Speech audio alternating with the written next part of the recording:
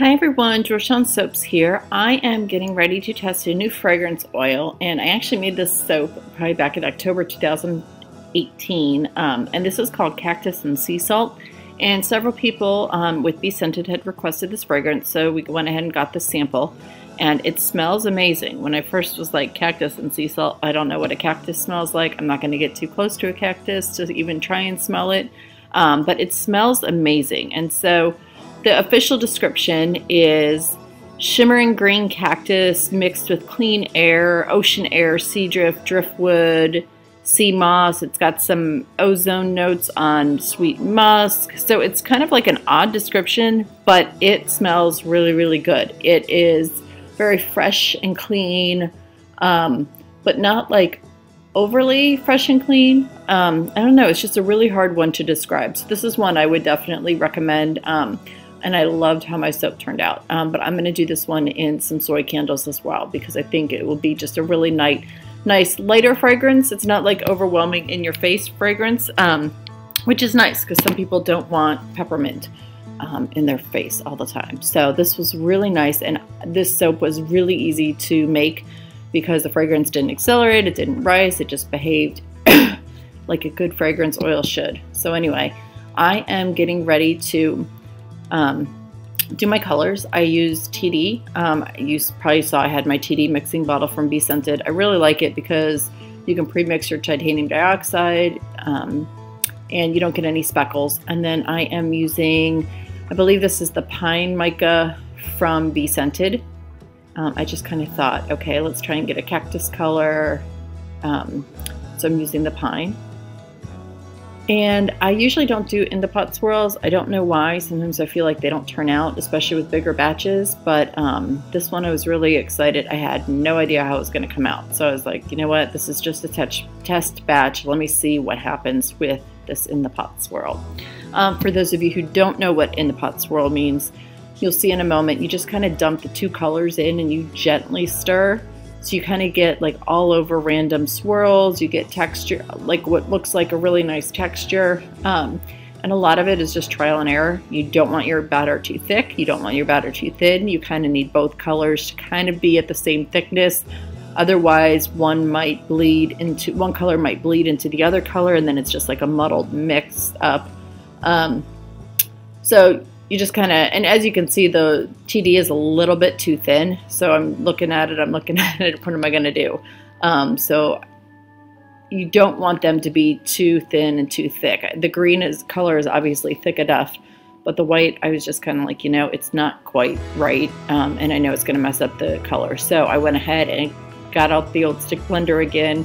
And sometimes when you're doing these test batches and you don't know how the fragrance behaves, sometimes you're scared for it to like rise or accelerate or do something it's not supposed to. So I went ahead and probably understick blended, but now that I know that it's going to behave perfectly, now I'm going to go ahead and get the white just a little bit thicker to make sure that the in the pot swirl works out.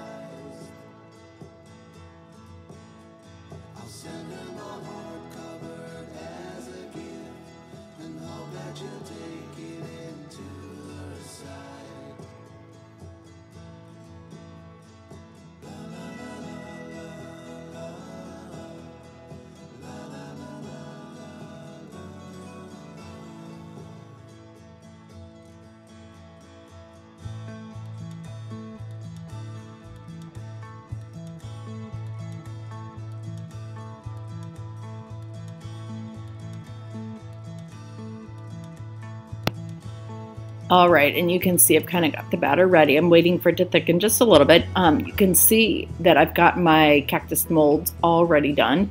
I had gotten these little tiny embed molds from Amazon, and I'll put the link below. You can buy them from the BeScented Amazon link. But I made these cold process probably a couple days earlier before I made this soap. I tend to like to do my embeds in cold process only because they don't sweat, they don't melt. I do a lot of markets in the summer, and I just don't want to risk the embeds melting or have to worry about, is it too hot? And then honestly, it makes the label just really nice and easy. I know melt and pour embeds are so much easier to make. You can literally make them in 10 minutes and be done. Cold process, definitely a lot more work. But for me, I'll just go ahead and make a ton of embeds at the same time, make like a bunch of 1 pound batches, and then I'll stick them in my embed molds and go from there. So here you can see I am just pouring out the batter and just kind of all around mixing it. You can see that the white and the green kind of mixed in really nice together. It doesn't look like much now, but when I get to the cut, I was super excited with how how it actually came out. So I'm gonna go ahead, let this set up a little bit. You need the batter for these embeds to kind of sit. So I'm gonna let it set up just a little bit to get it a little thicker so that the embeds will sit on top. And then I will bring you guys back for the cut.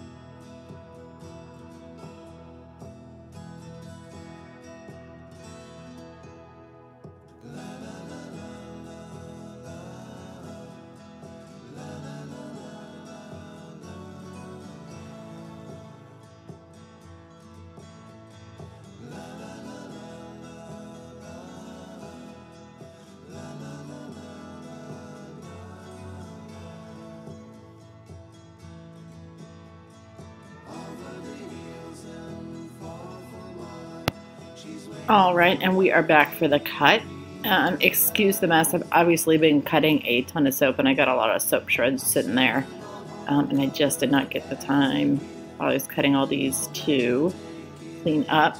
But you can see that the in the pot swirl just kind of came out really nice. I guess when you look at a cactus, you see different color variations, and so I was just really happy with how it turned out. The embeds are kind of the same color.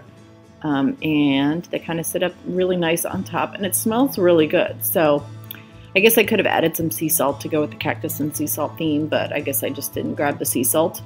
But anyway, hope you enjoyed this video. If you are looking for these cactus embeds, again, I'll put the link below for the Amazon page, and you can order them directly from there. I think they're like $7-8 each. And I think I can probably use some of the smaller cactus embed. I think I might use that for when I do my soy candles. So anyway, thanks so much for watching. Thanks for subscribing, and I will see you guys soon. Bye-bye.